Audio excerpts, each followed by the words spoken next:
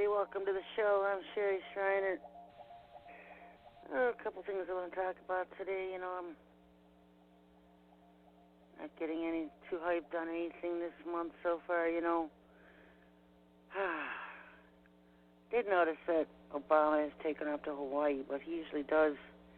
Every December, you'll start to see all the Satanists take off out of the country because most people are celebrating Christmas and they don't celebrate Christmas. You'll see a lot of them head to ski resorts and take ski vacations and go visit resorts and islands and stuff out of the country because they don't really celebrate Christmas. And so, it's always been a battle with that holiday. I hate it. Christians always threw a fit that they were trying to take Christ out of Christmas. I was like, they should. He has no part of it. They should take Christ out of Christmas. It's a pagan holiday. I'm not going to get into that tonight. I just posted something on my site that I saw was funny. All the hype the last couple of weeks leading up to the 19th today about the electors changing their votes to cause a revolution and vote in Hillary instead of Trump and cause all this stuff going on. And it simply just defies the whole reason of having Trump elected anyway, because we know the strings are being pushed above everybody. We're just puppets. And the people in D.C. and the media, they're just puppets. And if they wanted Hillary to be president, she would have been voted in. It's out with the old, in with the new. And there's not a thing the old's going to be able to do about it because their time is up. It's up. It's not about Trump being elected in as much as it is about their time is up. And so I haven't really gotten into all the hype about all this Trump and Hillary battling back and forth. Just going to sit back and see what happens because, the father just hasn't had me involved with it. It's just a bunch of energy pushing. The mainstream media doesn't want to see the writing on the wall. And so they've been fighting back every way they can. But their time is up. And so I didn't get involved with all the hoopla. I'd rather talk about stuff from the ancient past and teach you guys something than just spin the wheel on everything else that's going on that's spinning nowhere. One of the things that's caught my attention lately is all the drama with the Antarctica. Certainly not something we're used to even hearing about. I'm pretty sure I always thought the Antarctica was a small patch of ice down on the South Pole. And whenever they show you pictures of the Antarctica, they show you a few little buildings for scientific and research and stuff like that. They don't, they've never made a big deal out of Antarctica, ever. And now it's in the news a lot. Come to find out, hey, Antarctica's pretty big. It's 2 times the size of the United States. Who would have thought? All you ever see is a patch of ice and snow and maybe some mountains and glaciers melting, so they want you to think and push their global warming. A couple of theories going on. But, Obama was in Antarctica a couple months ago, and then there started a trail of everybody else heading to the Antarctica. The Pope's been there, the Russian Orthodox leader's been there, all these Illuminati families were heading down there. So there's obviously something they want to see with their own eyes. Especially if there's something interesting going on, because Obama, as wishy-washy as he is, and the fence rider that he is in all things, he always likes to see things with his own eyes, or hear it with his own ears. He's one of those kinds of people. And so if there's something going on down there to see, it doesn't surprise me that Obama was taking off to go see it. There's a couple of theories going around. that they found underground cities under the ice, which doesn't surprise me, really. I mean, we know Shambhala's down there, and they use the South Pole entrance to go into the inner Earth city, Shambhala. It's also accessible from Mongolia, from India. Huge underground city at the Tall Whites run. And the Tall Whites are a tall Nordic race, very blonde, very blue-eyed. And these are the Aryan race that Hitler referred to. When he wanted to create the Aryan race, it wasn't a German Nazi race he wanted to recreate on Earth. It was after these tall whites, this alien race. He called them Aryans.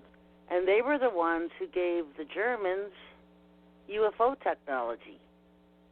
Now, see, back in 1933, when Eisenhower was first approached, I think the First Contact movie was made about Roosevelt when he met them in 1954.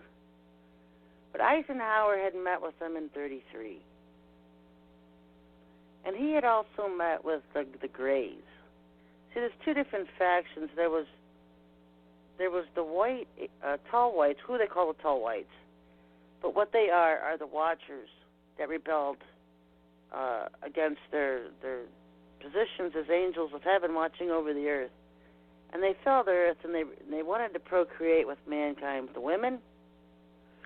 And they were the ones who created the Nephilim, the half human, half giant children on earth, giants on earth, the Nephilim. They were described in the Book of Enoch as the Watchers' rebellion. They were the Watchers who rebelled. And Lucifer had told them if they left heaven, he would let them have any woman on earth they wanted. They could have the run of the women. And so he enticed them to rebel against heaven and come to earth, in a sense, falling like he did. So they fell to earth, became their own separate race, distinct from Lucifer's reptiles at that time, because he was already cursed and in trouble with his problems with Eve and Lilith. So all of his people were already pretty much at that time reptilians. What we know is like reptilians, we call them lizards, the fallen angels that lost their looks and returned into lizard-like beings. The Watchers never lost their looks.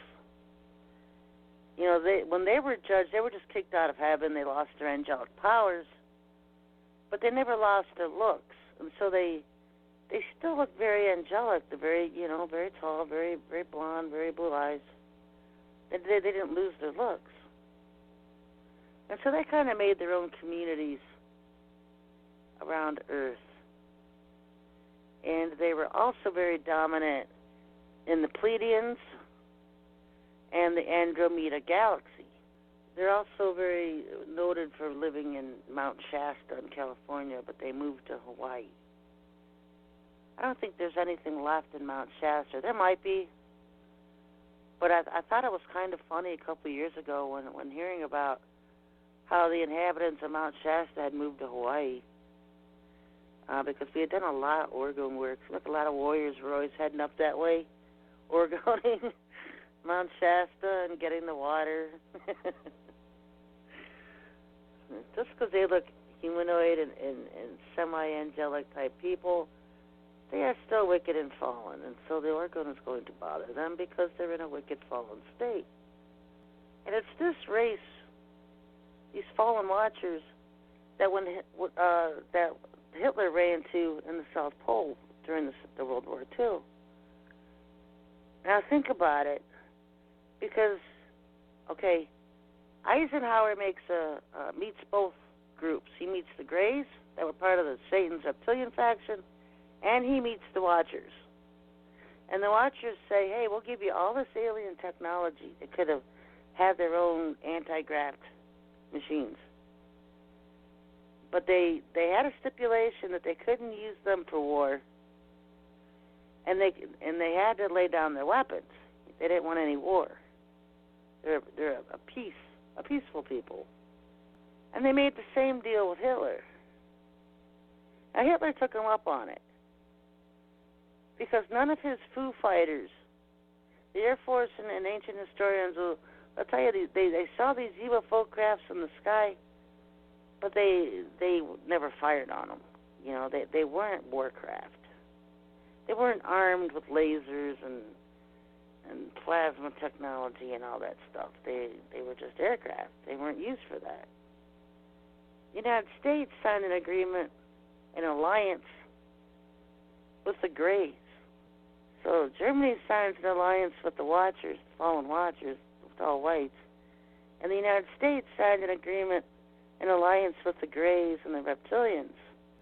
And they soon learned how awful that agreement was. I don't know why they would expect Satan to keep an agreement, even his people. But parts of their agreement were that in exchange for technology, that the aliens, the Greys, could abduct humans. But they had to give them a list of the names of the people they abducted. You know, they had to give the government a list of names.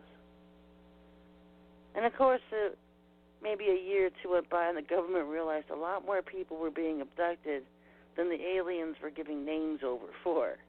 You know, they learned that they weren't keeping their treaty agreements.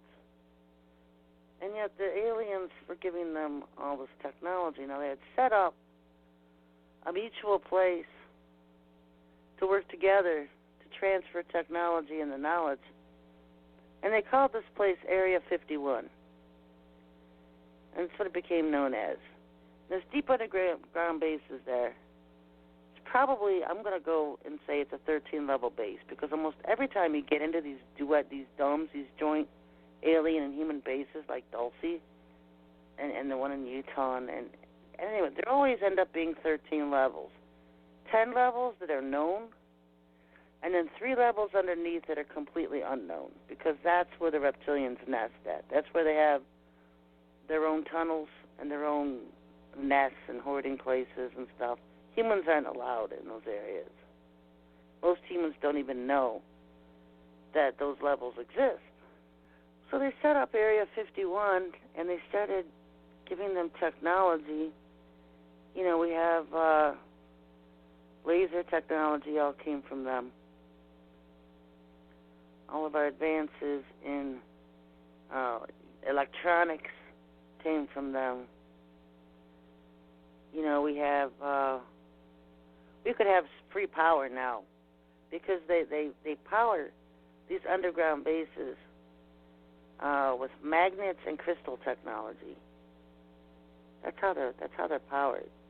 We could have free energy now, but they won't release it because they make too much money soaking it out of us, paying outrageous electric bills.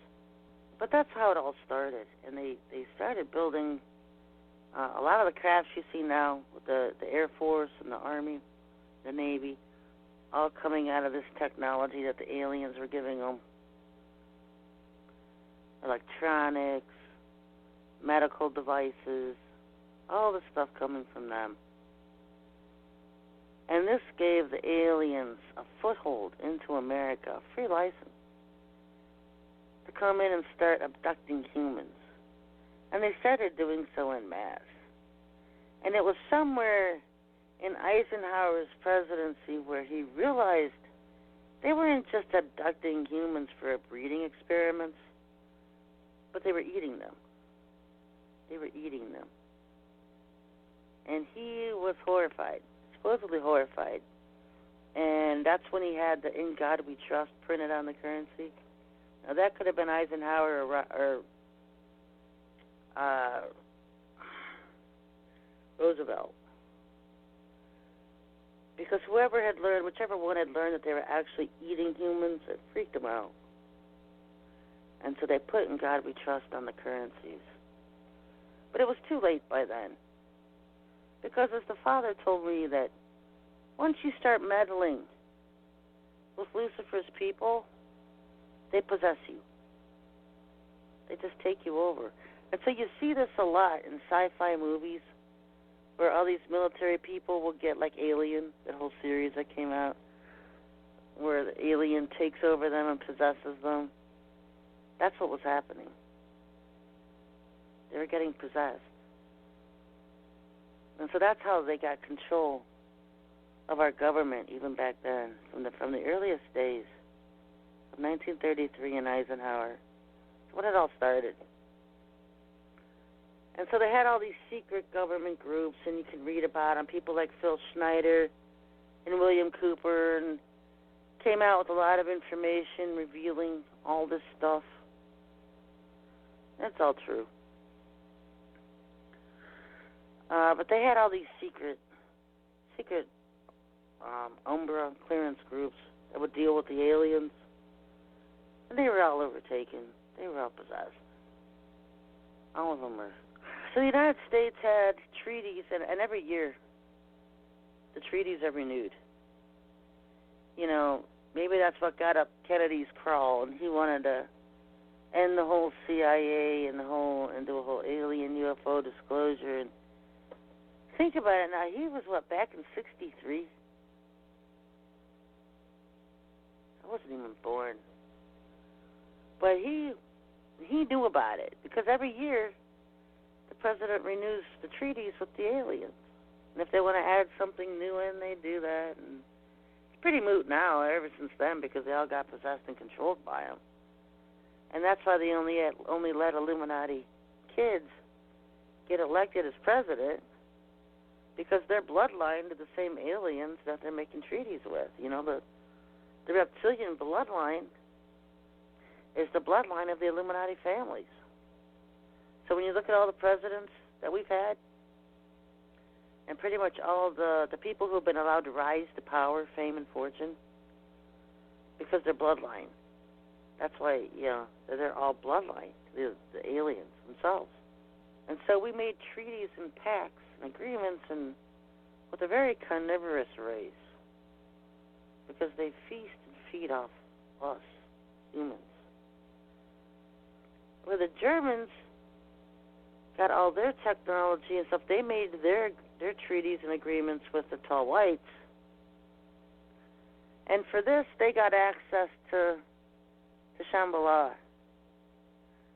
Everyone talks about how Hitler never died in the bunker, that was just a look-alike that died, and he had jumped aboard a submarine or whatever and taken off to the South Pole, and actually ended up dying in Brazil. They say his last interview he gave in a church in Brazil that he was living in. He was almost 100 years old. But he had become a friend of the tall whites, and so they protected him. And they have these underground cities in Antarctica. Now, another interesting thing that's come out is that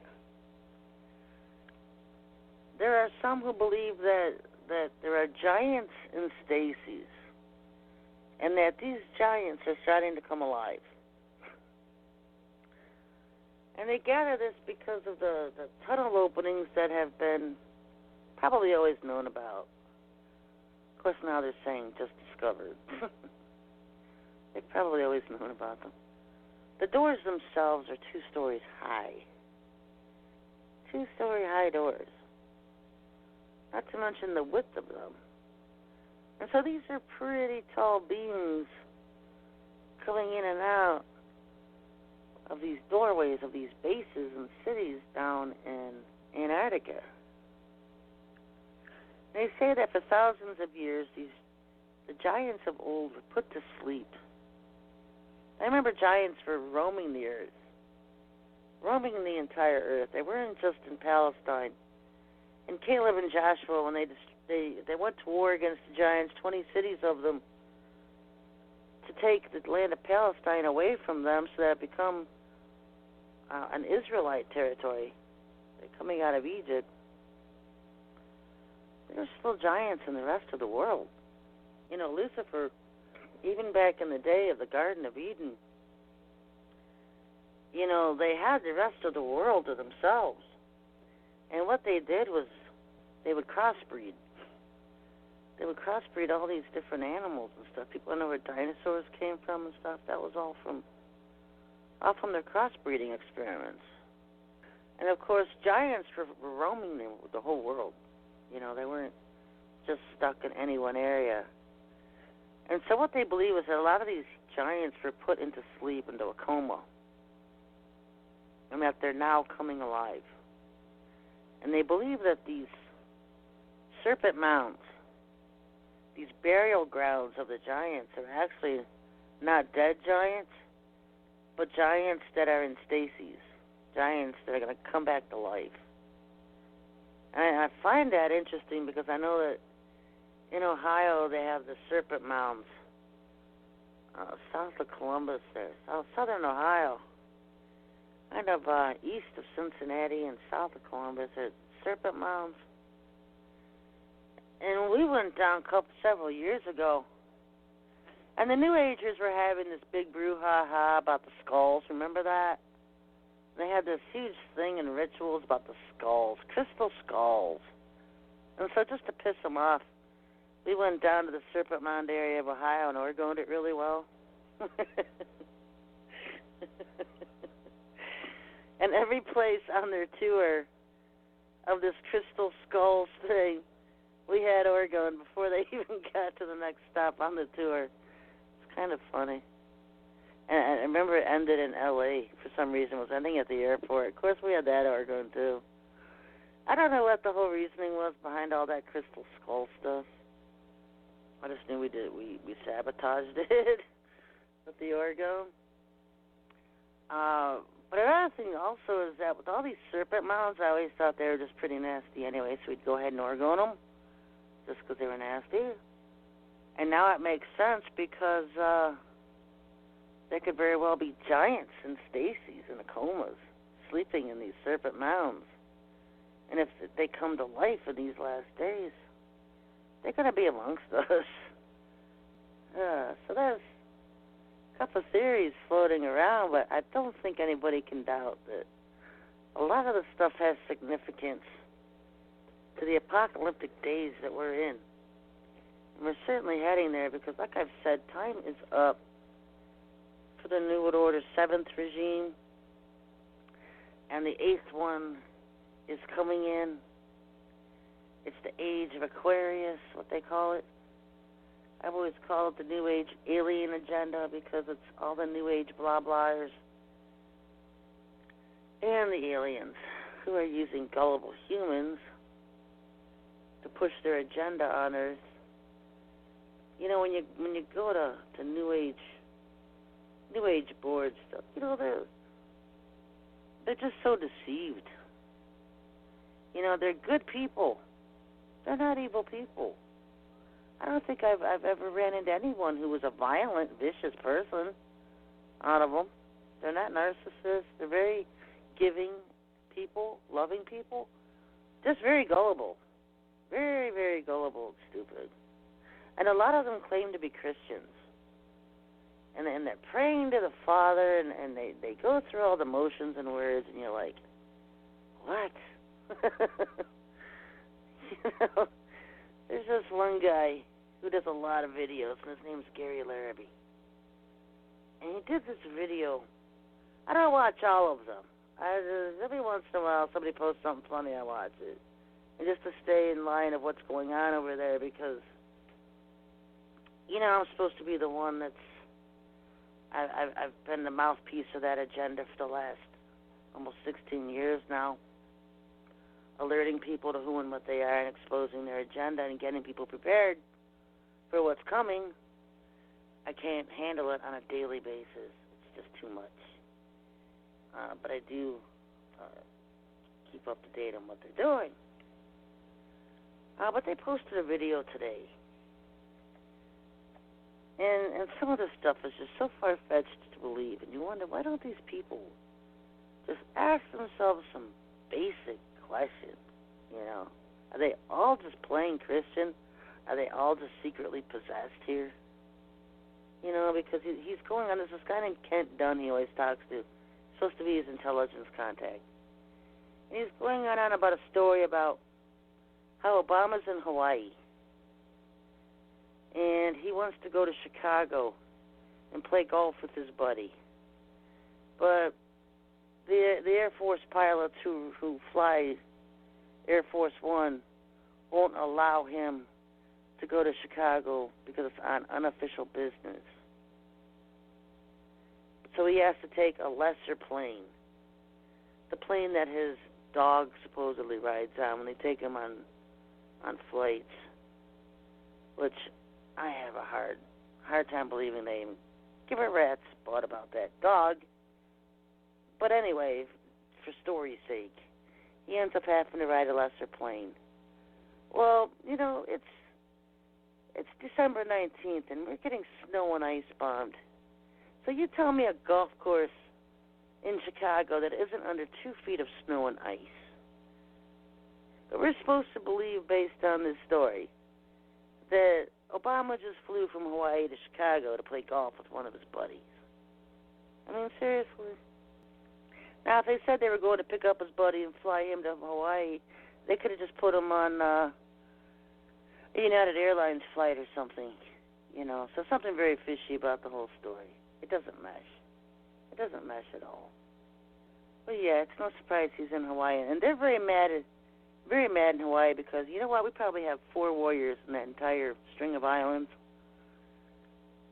But we've got it.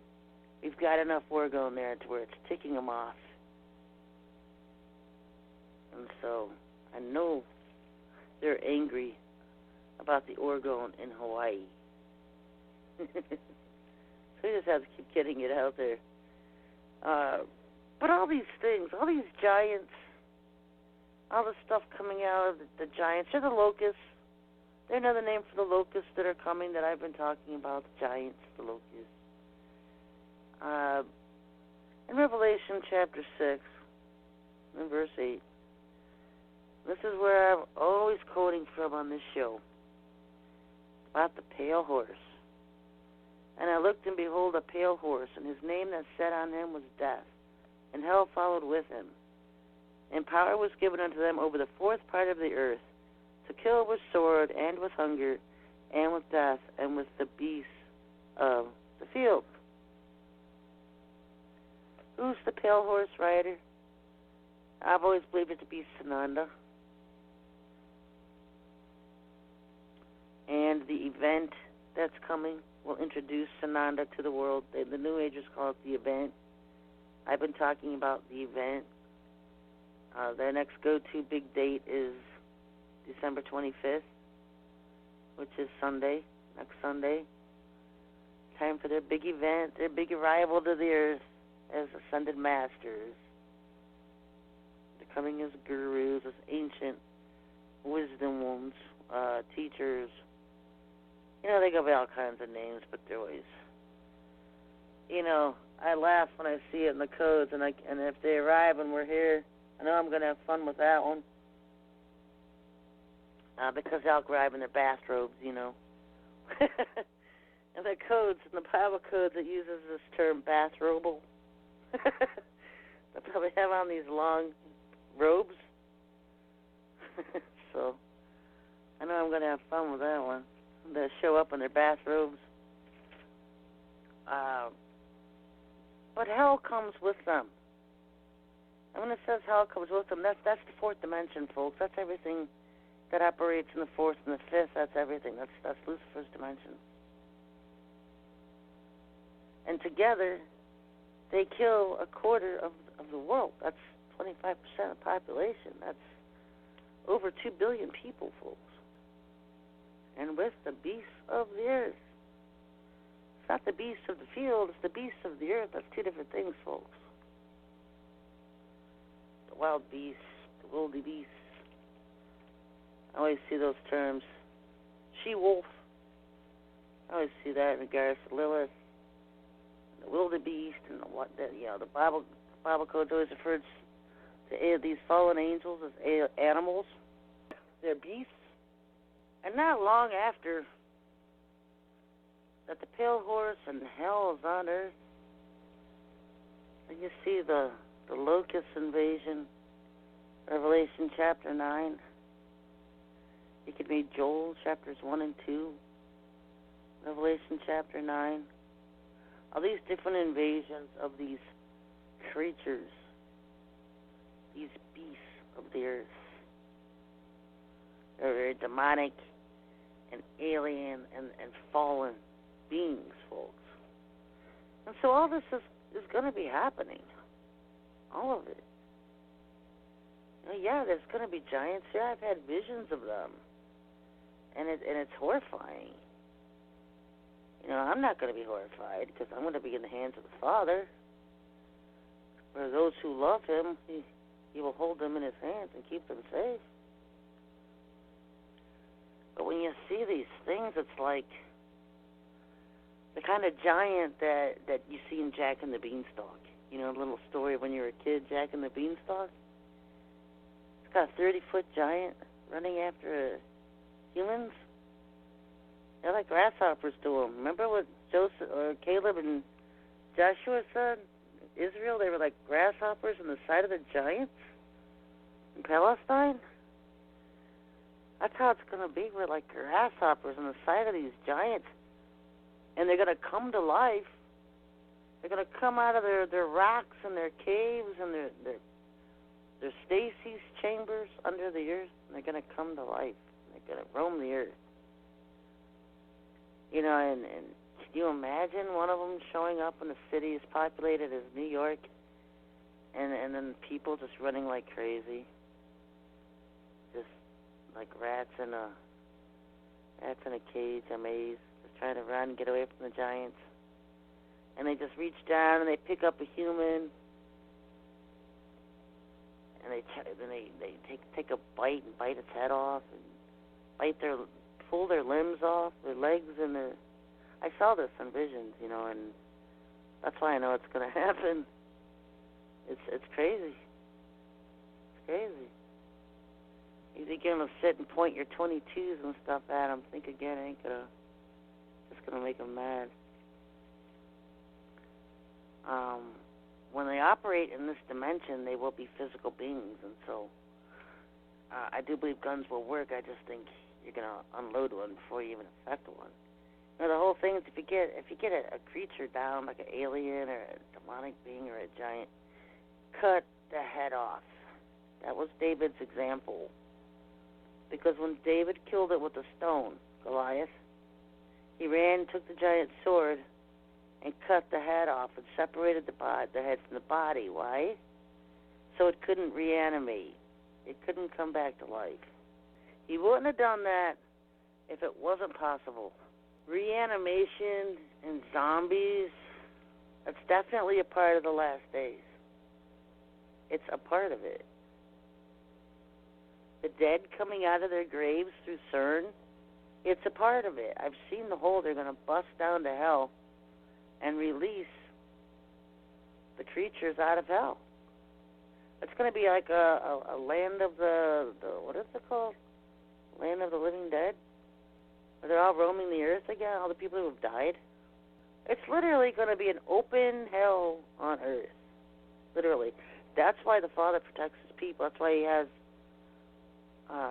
places of protection that they're going to be sent to. You've heard of Petra for the Jews in Israel, or they all run to Petra when they hear about the abomination of desolation being started.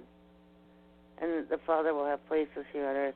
I know the churches all preach rapture and all this, but yeah, there are a few crew groups being raptured off the earth, but for the most part, remember, about 80% will be left here, and they will be protected on the earth. And then a huge bulk of them will be left to go through the persecution of FEMA camps because He doesn't find their faith perfect in Him. He doesn't find their faith perfect. He's going to refine them by fire. Notice the wording of that, folks. Because He's not talking about sinners here and people who outright reject Him. He's talking about people who profess His name, who profess Him as Lord and Savior, but He doesn't find their faith perfect in Him. In other words, they're doing things that make Him angry. They anger Him. And although they profess their faith and love for Him, They make him angry. And so he refines them through the fire, which is persecution. Right? No big mystery rapture removing everybody. It's based on your faith and your works and how he sees you. Because how he sees you is going to be different than how you view yourself. You know, how many times you try to wake people up and they reject you and just want to stay in their errors? And it's not because they're not ready for truth. It's just that they're not ready to give up the errors. They're afraid to be mocked and criticized and laughed at by others instead of being ready to just stand alone. You know, that's why I love my tough bunch, ragtag band of warriors. You can throw any stick you want to at them or stone. They're still going to stand for the Lord. They don't care what you think about them. They don't care what you say about them. You go through a lot of persecution, a lot of hatred by the brethren, but we still stand for the Father, and we don't bend. You can mock us. You can throw sticks, your stones, your hatreds. We'll stick with the truth. We'll stand in the minority rather than be with the majority and hang up the little Christmas trees and decorate the little Ishtar eggs and worship on Sun God Day. You know, the Ten Commandments never change. They're as good today as they were 6,000 years ago. Honor the seventh day. Remember the Sabbath day to keep it holy. And I don't care what calendar you're in. Our calendar's probably changed 10 times since then. The seventh day is always the seventh day. It's simple mathematics, folks. It's such a huge stumbling block to most people for some reason. Anyway, another thing I want to talk about, every once in a while on the show I'll give out a huge truth bomb, and some of you will grasp it, and then some of you will just mock it, make fun of it, and others just don't even know what to think, so you just let it slide because you're not ready for it yet. And that's okay. Because sometimes truth takes a while to settle in. But one of the truth bombs I gave on this show was that the sun was a dimensional object, and that in this dimension it was a lake of fire and flame, but in other dimensions it was a brilliant light. And so I'm watching this video. It caught my attention the other day. This guy's talking about, he's a scientist, and he's talking about how the sun is a transformer, and that it transforms energy from another dimension into ours. I'm thinking, I wonder if he's listening to my stuff. He went on to declare that the sun is hollow. Wonder where he got that from. That the sun is a converter from another dimension into this dimension. Wonder where he got that one from. But he also said something interesting. He said you cannot see the sun in outer space. So in other words, if you're in space, if you're on the moon, or you're perhaps out of this particular Earth atmosphere, up on the moon or someplace else, up on Mars. We have a lot of bases on Mars. I've always said that. You don't see the sun. The sun is invisible from moons and planets. So what makes the sun unique so that you only see it when you're on Earth? Huh? I thought that was interesting. I didn't even know. I didn't even thought about that one. I don't remember seeing it when the times I've been in space. I don't remember seeing the sun either. Come think of it. People ask me, how do you know the Earth's not flat?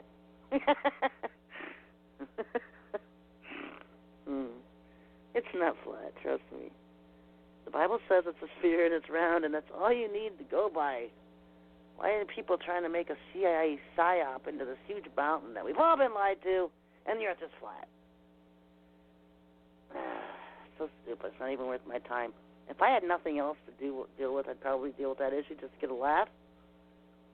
But it's so stupid. You could go up to a skyscraper like the Empire State Building and look around you and see that our horizon is round. If getting up in the morning and looking around you isn't good enough, go on the skyscraper, take an airplane ride, take an astral ride above the earth. You know, David talks about that. He says, "Do not cut my cord asunder." And he's talking about the silver cord. He mentions the silver cord. That's astral projection. I have found the same thing that's happened to me. They pull me out of my body, and the only thing connecting me to earth is a silver cord. Yeah, it happens. Must have happened to David because he knew about it too. And he is my ancient grandfather, so typically what you do is, okay, Jesus, where are you?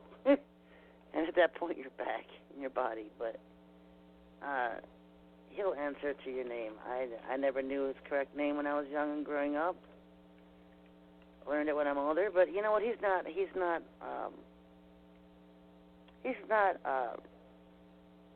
whatever you want to call it. Will only answer to a specific name. He'll accept whatever name you call him. The whole point of calling him by his real name is shows maturity. That hey, I know your name. Because if the Father's going to write his name on your forehead, don't you want to know what his name is? Doesn't he say his people know his name? His people know his name because his people seek him out. They seek his truth out. They sat at his feet and said, "Father, teach me the truth in all things." That's the basics, folks. That's basics. So they know his name. And he writes his name on their forehead. So don't you think knowing his name's going to put you above a little bit of knowledge above all the rest who don't? Also, with Sananda coming and going by the name Jesus, the fake Jesus that's coming is going to use the name Jesus. So when you pray to Jesus, do you really think you want to be misconstrued to praying to him rather than the real Son of God, which his name is Yahushua ben David? How hard is it to give him honor and glory with his own real name, Yahushua ben David, Yahushua son of David? You guys make things so difficult and so easy. You make things difficult. You know, I wonder about this whole sun only seen in Earth thing. I'm wondering if it's because there is a gateway in the east to the sun. The Bible talks about it. And it talks about how on the new moon that gateway is opened. And so if the Lord was going to arrive to earth, Yahushua, to come redeem the first fruits, the elect, it would be through the east gate, and it would be, what is that, a new moon? Something according to the Old Testament. Dana always writes that stuff out. He's our Levite. He's on my Facebook. You can go to my Facebook and search out Dana Haven. He's always our study and researcher. He posts all that stuff, keeps us up to date on it. But I know that there's a gateway. The largest gateway into heaven is the east gate. That's the most important gate. It's the most crowded, the most warfaring gate, I guess you could say. There's always battles in the east gate between the angels and Lucifer's fallen. That's why sometimes you'll see at NASA images where they're covering up what looks like UFO fights by the sun. Because that's usually the angels taking on Satan's forces, Lucifer's forces. That is the east gate to heaven. So there's also an entrance from the north, and that is the one Lucifer makes fun of with Christmas. I want to give you a truth bomb, and it's one I never talk about because it just rips the heart right out of me, because it's just outright mockery that I can't even deal with, that he can get so brazen and bold doing. But when you think about Santa Claus, and people call it Satan Claus, the whole imagery around Santa Claus is mocking the Father. It's mocking the Father. Hair white as wool. It's all mocking the Father.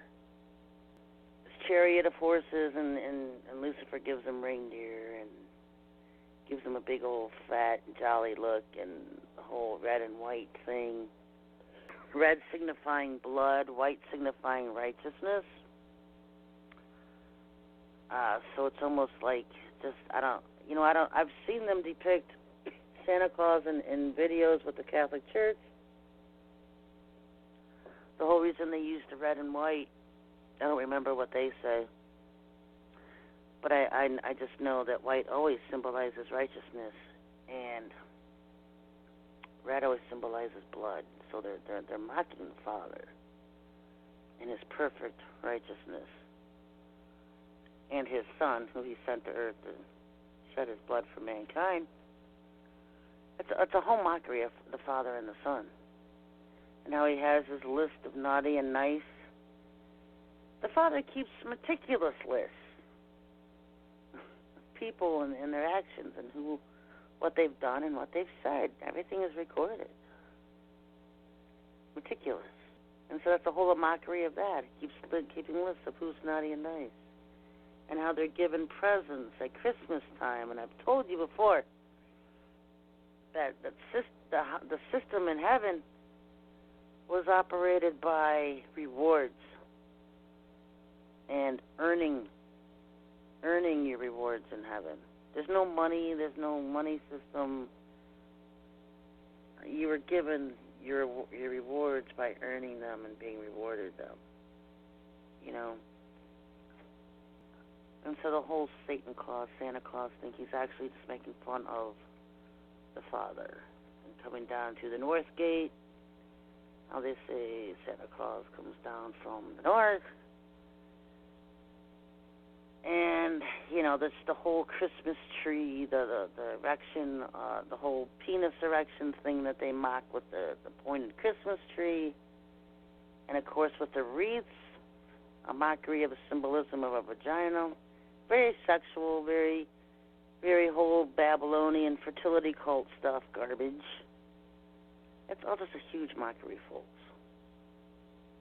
And December 25th has always been the birthday where they worship the birth of their sun gods, their false gods, and also depicting the birth of the Antichrist. And there's always been many Antichrists on the earth, starting with Nimrod. And I've told you, I revealed in my book, Interview with the Devil, how Lucifer had embodied Nimrod himself and played that character. And Lilith played Tammuz. They embodied those human beings and played those characters on earth. And so the whole thing with Tammuz and Nimrod, Semiramis, and all that, it's all garbage, it's all mockery, folks. But the last Antichrist who will come is the one who plays the beast of Revelation chapter 13 and unites the whole world into worshiping Satan as God. So you have all these churches who profess to love the Lord celebrating and putting up their Christmas trees and hanging their wreaths and their little Santa Claus and cookies with their cakes to the Queen of Heaven, which that symbolizes everything Jeremiah said not to do. They do. Oh, but they have a concert. They'll have a concert. Sing Christmas carols. Sing about the birth of Yeshua on earth. Even though it was in September. They always mix in a little bit of truth, a little bit of something sanity to hide all the insanity. A little bit of poison that leads you astray. He deceives the world, folks. By deception, Satan deceives the world. Not going to come out in black and white and tell you exactly what he's doing. He deceives you into celebrating something So that you really don't know what you're celebrating, but you're celebrating, so he's happy. That's how he operates. So, I don't know exactly what's going to end up happening this week or not. I mean, Obama had threatened to take down the grid. So far, he has not. The event scheduled to start this week, 23rd, 24th, 25th. I'm not holding my breath. But it would be nice to get the show on the road. Otherwise, we all know we're here to the next time, which is Easter. The next arrival times. Look for the arrival of the Father, then Lucifer's losers. And I did see heaven in the southwest tonight, Enoch's planet, shining brightly. Beautiful and bright. Anyway, folks, time's up. Don't forget to support this ministry. You can go to SherryShriner.com. Help me keep the bills paid so I can do this show. Till next week, everybody. God bless.